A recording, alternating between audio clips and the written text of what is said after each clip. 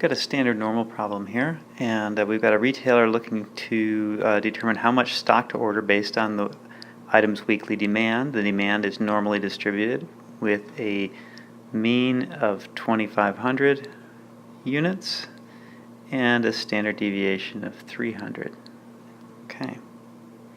Okay, draw and label a picture of the distribution curve. Okay, so I'll do my best here in this format to draw this, but a good picture should show the bell curve and labels with the mean and standard deviation in the original and standardized units. And if there's some area of interest called for, you could call that out as well. But what you could do then is, that's not very bell-shaped here, but on the, we would say 0 is the standardized unit. It's supposed to be a 2,500 there, and then plus 1 standard deviation would be 2,800. 1, and then minus 1 here would be 2,200. Okay, so there we've got our standardized units, -1, 0, and 1, and then we've got in our original units 2,200, 2,500, and 2,800, sort of. And of course the way that I got that was just adding and subtracting standard deviation to 2,500 there, and that's where I came up with those numbers, right? So that's how you would draw and label that. You could draw, using the empirical rule, approximately how big those sizes are, or you could use the standard normal table to put exactly how big those are, the probabilities, if you chose to. But that's not necessary, I guess you could say. So 3413, 3413. You could do that and add those. But that I guess if you have time to do it, that's fine. But really, that's you want to demonstrate that you know what the standardized measures are and how that applies to your original units, and that it's a bell-shaped curve, of course. Okay. All right.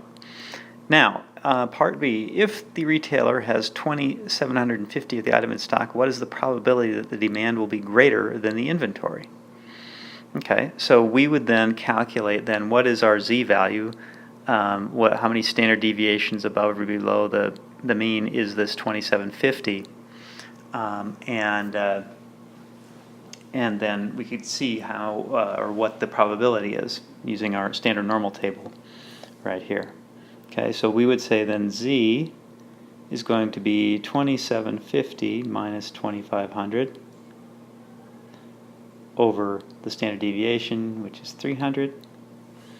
And then our Z value for that, for 2,750, is going to be 0.83.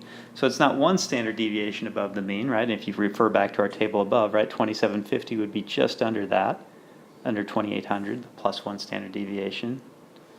And so we've got 0.83, that should be. It looks like I drew 0.85. Hopefully I said 0.83 for our standard deviation, or for our Z-score.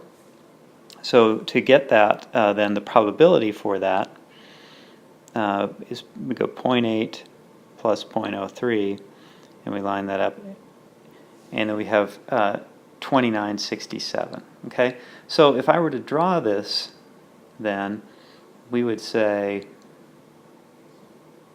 here's 0, then here's the 0.83. This 2967 is this space here, 2967.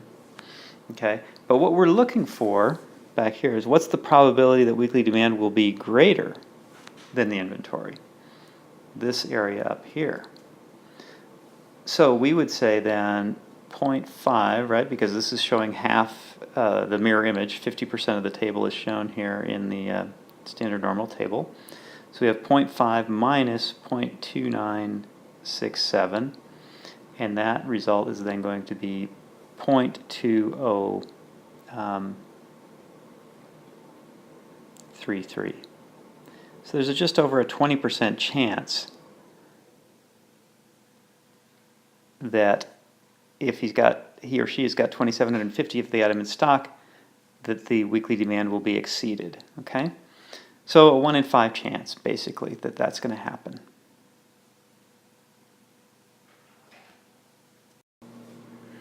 Okay, carrying on, I've cleared the area to draw in here, and we're now on parts C and D.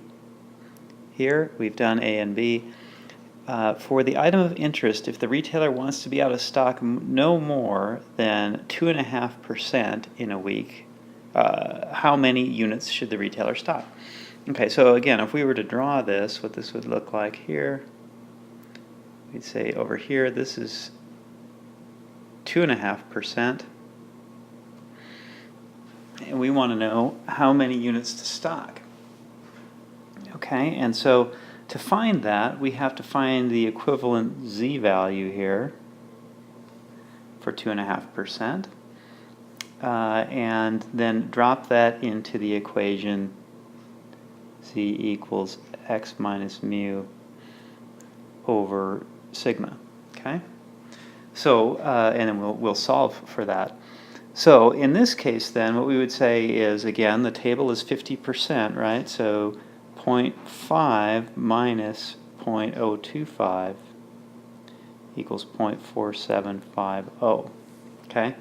So that is this space here, 0.4750.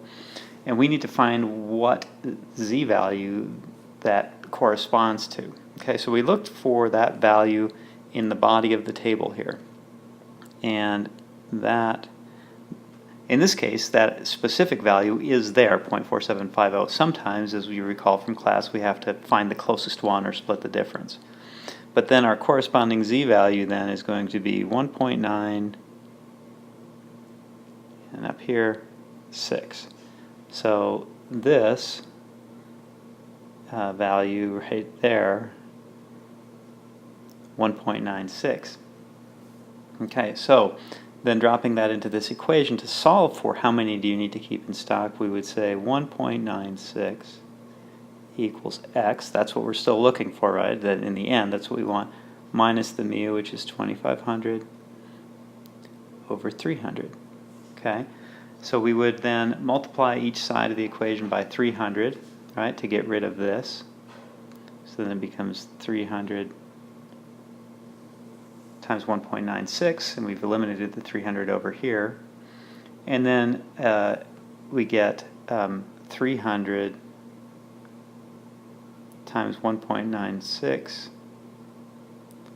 plus 2,500, right? When we move this over to this side, it switches its sign, equals x.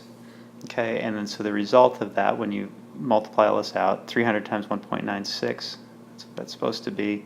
So just under 600 there, plus 2,500. So our result then is going to be 3088. So that's how many they would need in stock if they didn't want to be out of stock more than 2.5%, or no more than a 2.5% chance of that. Okay, so that's how we solve for that.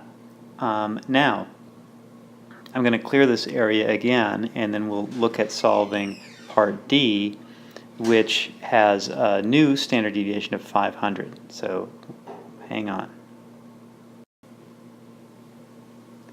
Okay, so part D, we've got